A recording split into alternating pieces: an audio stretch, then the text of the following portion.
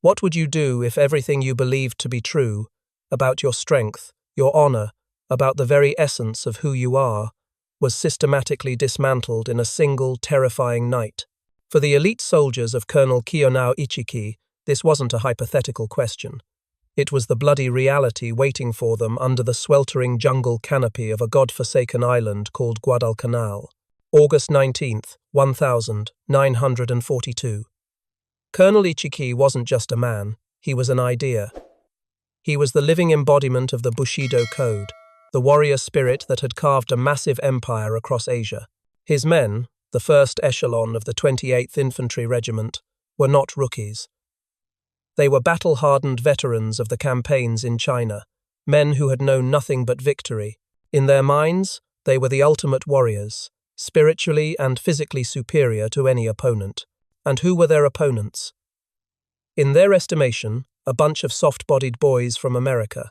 They'd been told the Marines on Guadalcanal numbered maybe 2,000, that they were poorly trained, easily spooked, and decadent from a life of luxury. Colonel Ichiki himself had scoffed at the very idea of waiting for reinforcements. "These are Americans," he reportedly told his officers, his voice dripping with contempt. "We will sweep them into the sea before sunrise."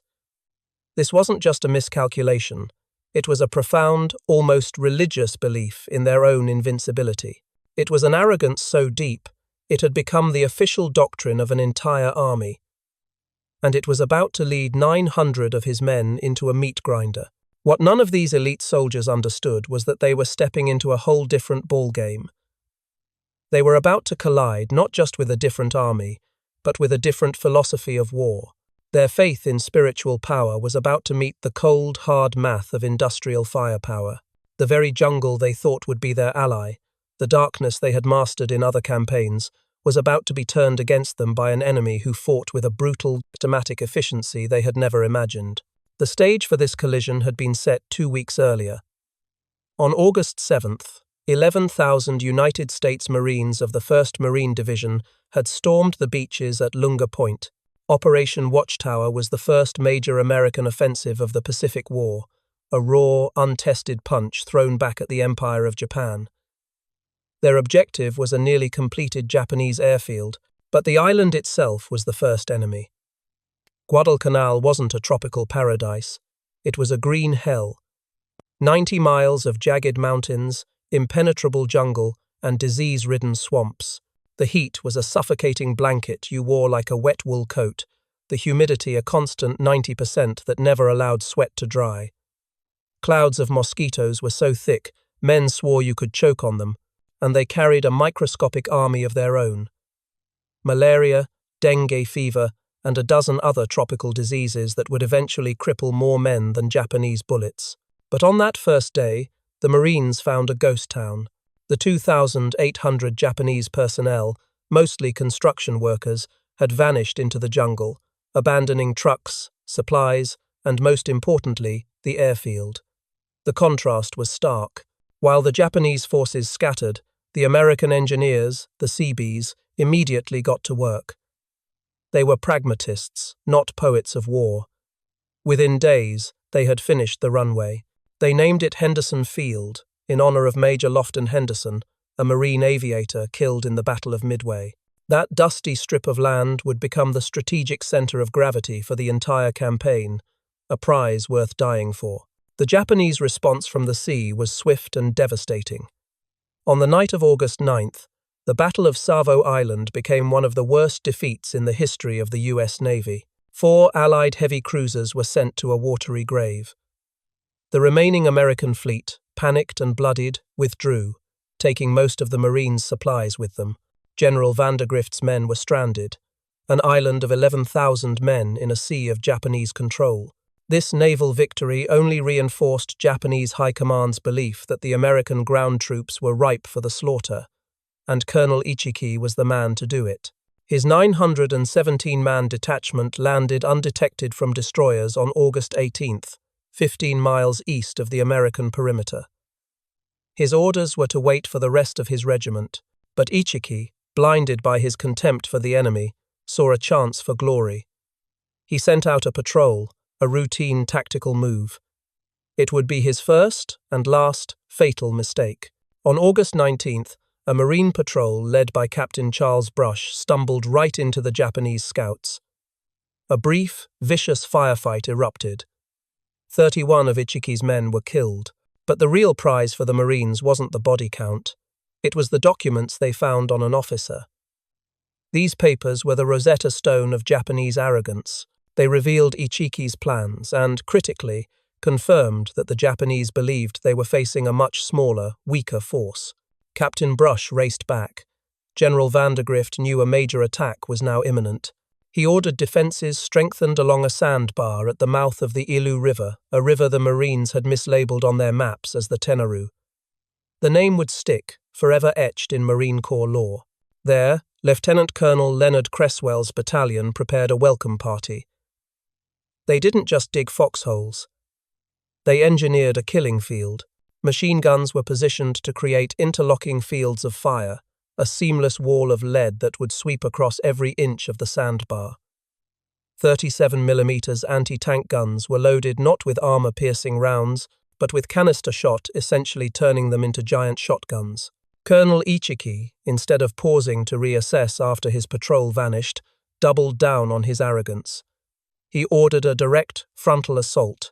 On the night of August 20th, to the sound of crashing surf and jungle insects, his men prepared to charge, believing their screams of "Banzai" and their peerless spirit would shatter the American lines. Just after midnight, the attack began. Hundreds of Japan's finest soldiers charged across that open sandbar, running headlong into a perfectly laid trap. The night exploded. The M1917A1 Browning machine guns, the water-cooled beasts of World War I, opened up. They were the unsung heroes of the Marine defense, mechanical monsters that could spit 600 rounds a minute indefinitely. They ripped through the charging Japanese ranks, turning waves of brave men into heaps of twisted bodies. Those who somehow survived the buzzsaw of lead were met with the horrifying blast of the canister rounds, which vaporized men in a red mist and shredded khaki. The attack continued for hours, wave after wave of desperate, courageous men feeding themselves into the unblinking maw of American firepower. By the time the sun rose on August 21st, the Battle of the Tenaru was over. The sandbar wasn't a battlefield, it was an abattoir. Of the 917 men Ichiki had brought ashore, over 800 lay dead or dying. Marine casualties were a fraction of that. This wasn't just a military defeat for Japan. It was a profound psychological shock. It was the first time that the unshakable belief in the Yamato spirit had been so brutally, so mechanically, annihilated. For the handful of Japanese survivors who staggered back into the jungle, they carried a terrifying new truth. Courage was not enough. The Americans didn't run, they waited, they aimed, and they killed with an efficiency that was terrifying. The myth of Japanese invincibility had just died on a bloody sandbar. And the long, brutal education of the Imperial Japanese Army had only just begun. After the shocking annihilation at the Tenaru River, you might think the Japanese High Command would have paused. You'd think they'd reassess, question the reports that described Americans as soft and cowardly. But they didn't. Instead, they fell back on a classic military mistake. They misinterpreted the reason for the failure. They concluded that Colonel Ichiki hadn't failed because his ideology was flawed. He had failed because he didn't have enough men. So, they decided to up the ante. This time, they weren't sending an arrogant ideologue. They were sending a tested, respected tactician, Major General Kiyotake Kawaguchi, with the full force of his 35th Infantry Brigade, nearly 6,000 men. Kawaguchi's plan was far more sophisticated than Ichiki's suicidal frontal charge. It was a three-pronged attack designed to envelop and crush the American perimeter. Two forces would apply pressure from the east and west, but the main effort, the killing blow, would be led by Kawaguchi himself. His elite troops would undertake a grueling march through the dense, supposedly impassable jungle south of Henderson Field and strike the Americans from their weakest point. On paper, it was a brilliant plan, but it was based on one fatal assumption, that the Americans wouldn't see them coming. They didn't count on a man named Merritt Red Mike Edson. Lieutenant Colonel Edson, commander of the elite 1st Marine Raider Battalion, was the polar opposite of Colonel Ichiki. He was a pragmatist, a hardened professional who trusted intelligence more than rhetoric. He didn't wait for the enemy to come to him. He went looking for trouble. On September 8th, acting on a tip from native scouts, Edson led a raid on the coastal village of Tasimboko. What he found there sent a chill down his spine. It wasn't just a small enemy outpost, it was a massive supply dump, clearly meant to support a huge offensive force. The Japanese were concentrating in the area, and captured documents revealed their plan. They were coming from the south. Looking at his map, Edson's eyes were drawn to a single unremarkable feature. A long, narrow ridge that rose out of the jungle just south of Henderson Field. It was a 1,000-yard-long spine of coral and grass, flanked by deep, tangled ravines. It was the only piece of high ground that offered a direct path to the airfield. Edson knew, with the cold certainty of a seasoned warrior, this was where the attack would come. He raced back to General Vandergrift and convinced him to let his raiders, along with the 1st Parachute Battalion, dig in on that ridge. For the next 2 days, Edson's 840 men turned that anonymous hill into a fortress. This wasn't just digging foxholes. It was a mathematical equation of destruction. Machine guns were sited to create crisscrossing lanes of fire that would turn the grassy slopes into a kill zone. Mortar teams pre-registered coordinates on every likely approach route, and the big guns of the 11th Marines plotted fire missions that could bring a steel rain down on the ridge at a moment's notice.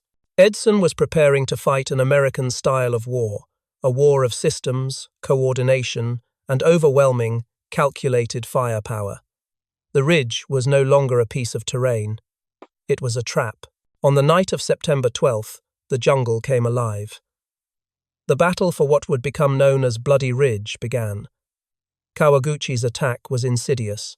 Small groups of Japanese soldiers, masters of infiltration, crept through the ravines, probing for weaknesses, trying to get behind the American lines.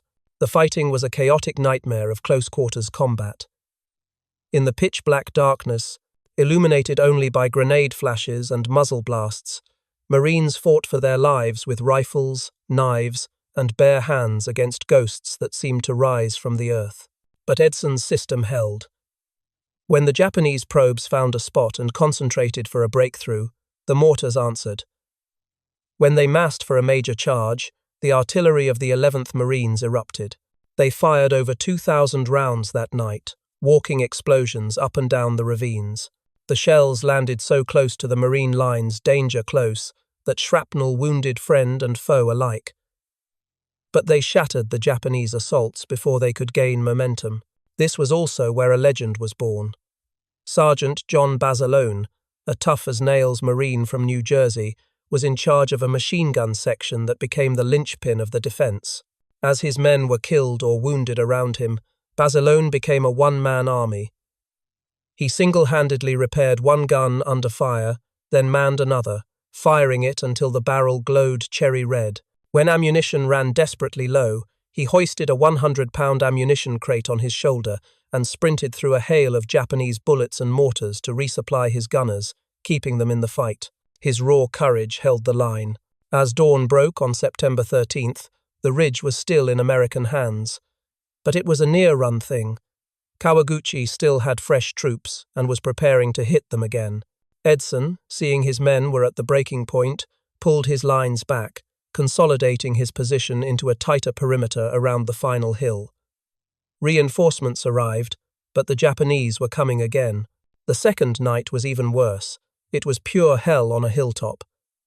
Kawaguchi threw everything he had left into a final, desperate gamble. Japanese soldiers charged again and again, their banzai cries mixing with the screams of the wounded. They charged directly into the interlocking fire of the machine guns and were mowed down in droves. Some attacks came within yards of Edson's command post. The situation became so desperate that Edson himself was on the firing line, rifle in hand. But once again, the system prevailed. The curtain of artillery fire, the steadfast discipline of the raiders, and the sheer heroism of men like John Basilone proved too much to overcome. By the morning of September 14th, Kawaguchi's grand offensive had utterly collapsed. His elite brigade was shattered. Of the 6,000 men he brought, over 800 lay dead on and around Edson's Ridge. Marine casualties, though heavy, were sustainable. For the Japanese survivors, the shock was even greater than at the Tenarue. They had fought with incredible skill and courage. Their plan had been sophisticated, yet they had been defeated by an invisible enemy, by shells that fell from the sky with pinpoint accuracy, by machine guns that never seemed to stop firing. They had expected to fight other men in the dark. Instead, they had fought a system. It was spirit versus math, and the cold, hard math of American firepower had won. This brutal education on a bloody ridge of coral taught the Japanese a terrifying new lesson. It wasn't just that the Americans had more equipment. It was that they knew how to use it as a single, coordinated, killing machine. After the carnage on Edson's Ridge, the nature of the war on Guadalcanal shifted. The grand, desperate battles gave way to a slower, more insidious form of combat.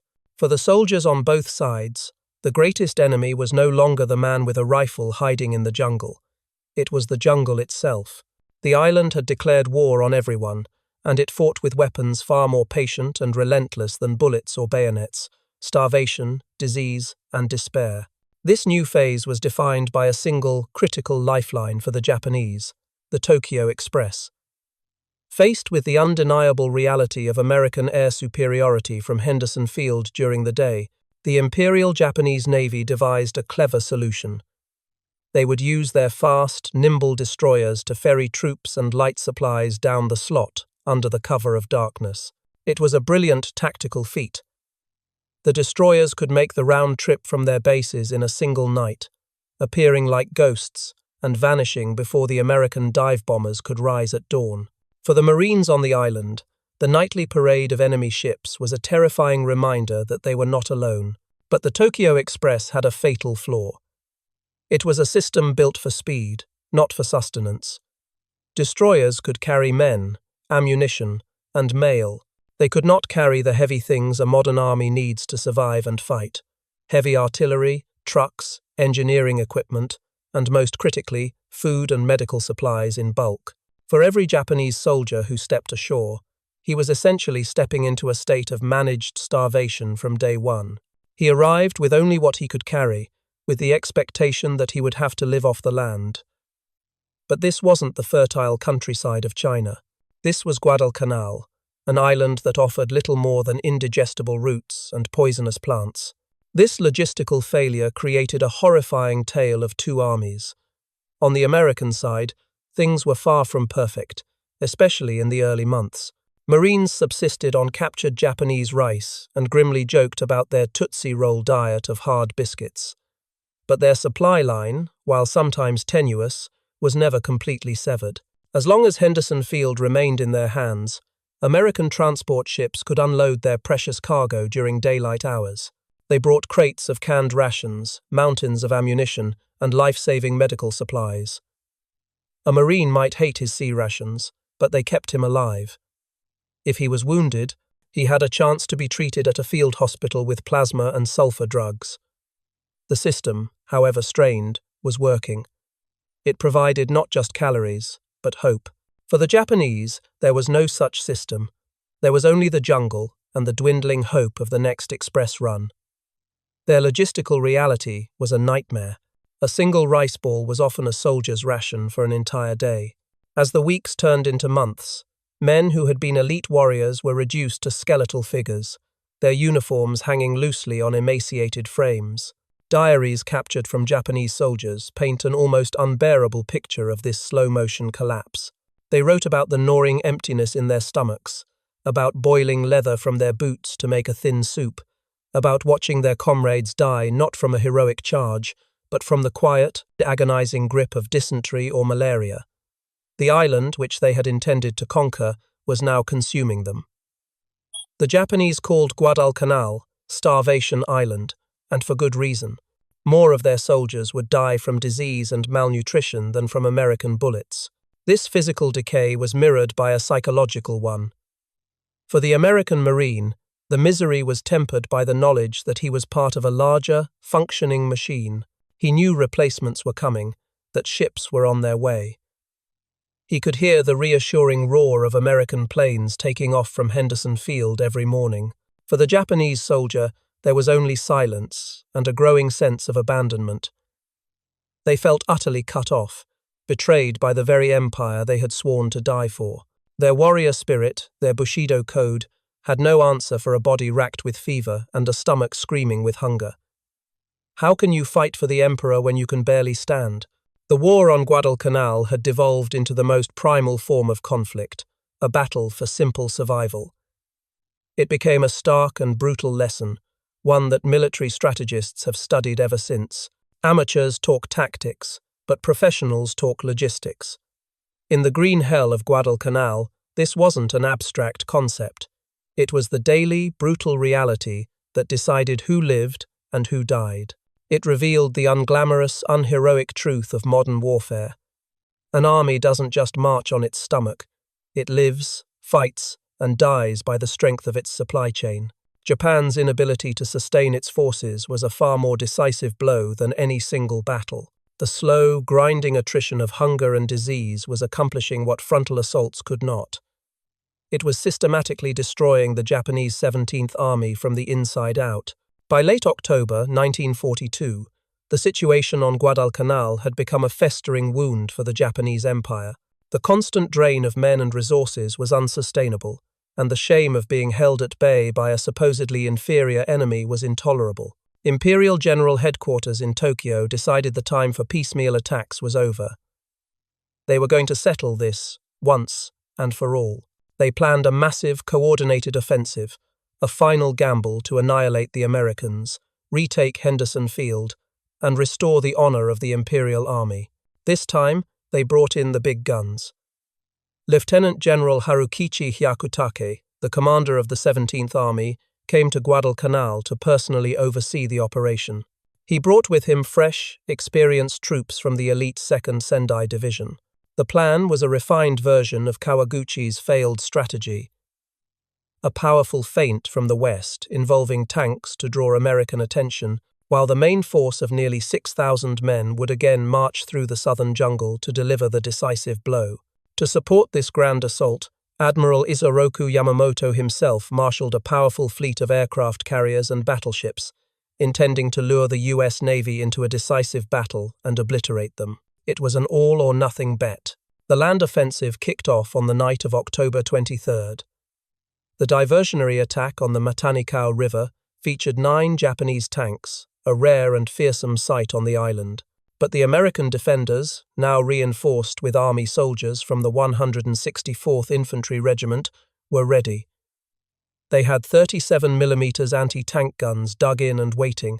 The Japanese tanks rumbled forward and were systematically picked off one by one, turned into flaming coffins by the disciplined American gunners. The diversion failed spectacularly. The main assault slammed into the American lines south of Henderson Field on the night of the 24th. The sector they hit was held by the 1st Battalion, 7th Marines, commanded by one of the most revered and toughest men to ever wear the uniform, Lieutenant Colonel Louis Chesty Puller. For 2 consecutive nights, Puller's Marines, heavily outnumbered and reinforced by the Army's 164th, endured some of the most ferocious fighting of the entire Pacific War. Japanese soldiers, desperate and fanatic, charged in human waves. The fighting devolved into a chaotic brawl in the mud and rain. And once again, Sergeant John Basilone was in the thick of it. In a fight that would earn him the Medal of Honor, Basilone's machine gun section was at the heart of the defense. When 2 of his guns were knocked out, he single-handedly hoisted a 90-pound machine gun and ran to a new position to keep firing. When ammunition ran low, he fought his way through enemy fire to bring up more. At one point, he stared down a Japanese charge, firing his .45 caliber pistol with one hand, while clearing a jam in his machine gun with the other. He was a living embodiment of the Marine Corps motto, Semper Fidelis, always faithful. Puller's men and the soldiers of the 164th, backed by a relentless barrage from the 11th Marines Artillery, refused to break. By the time the sun rose on October 26th, the attack had completely failed. The jungle in front of the American lines was carpeted with over 2,000 Japanese dead. The final great land offensive to retake Henderson Field had been decisively crushed, but the battle was only half over. At sea, the fleets were closing in. The naval Battle of Guadalcanal, fought over 4 bloody days and nights in mid-November, was not a clean, strategic chess match.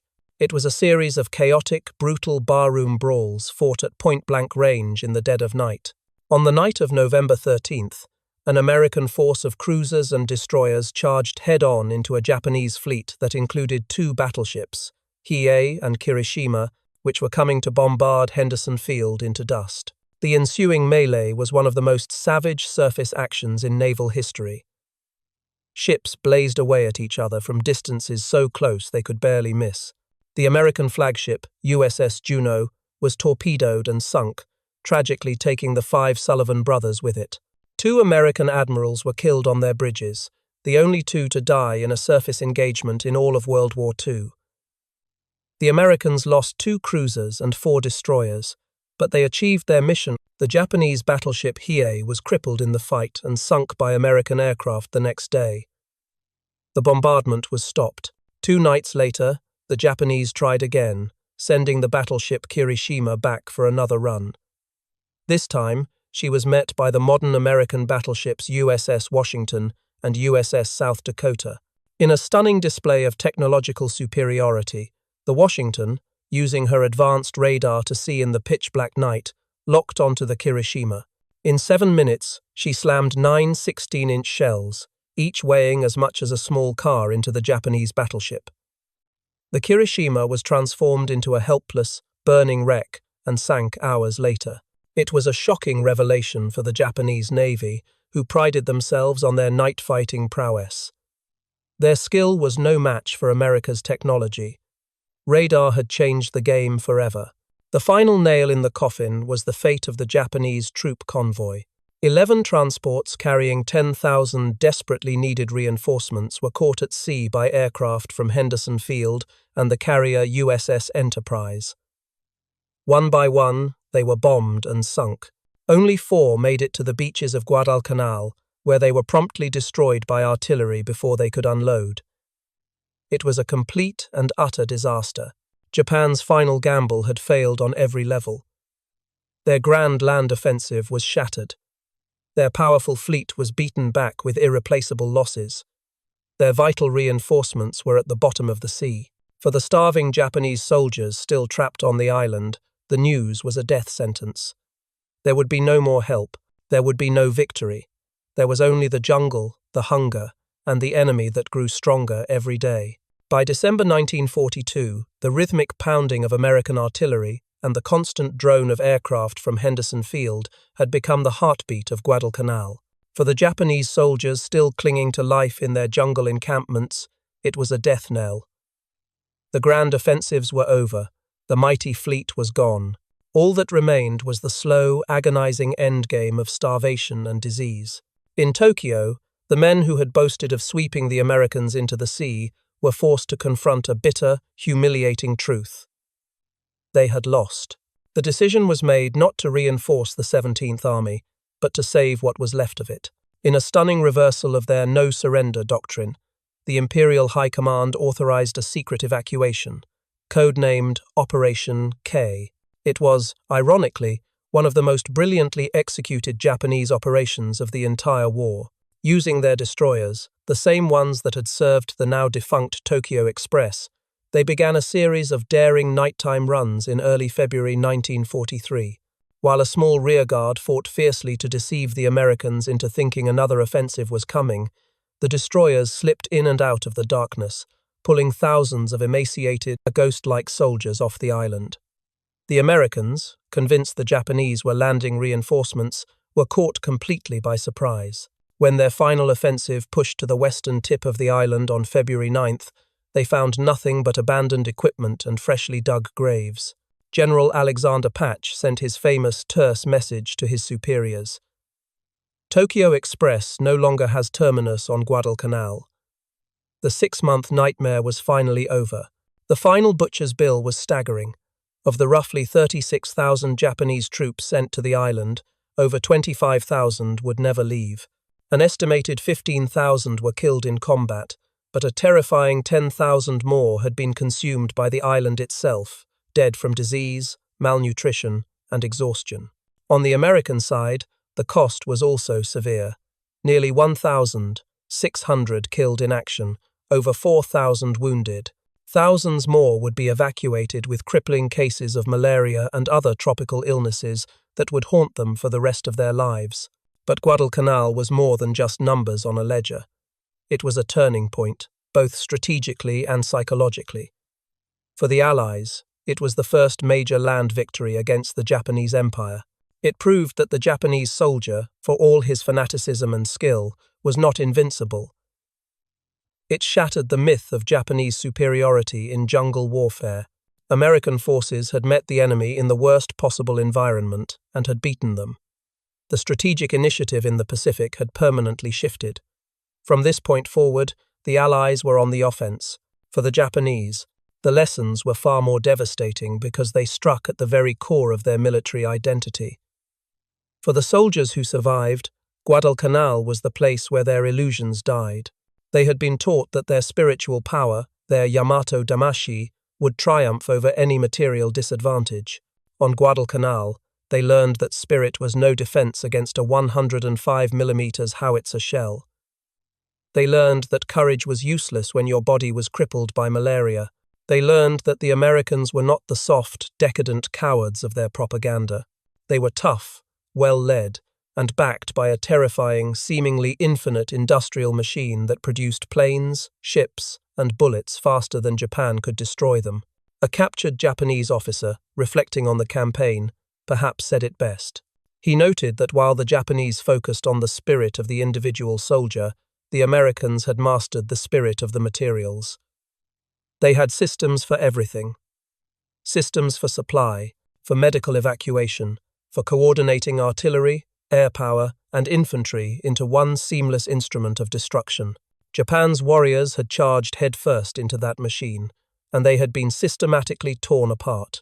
This brutal education should have forced a complete overhaul of Japanese military doctrine.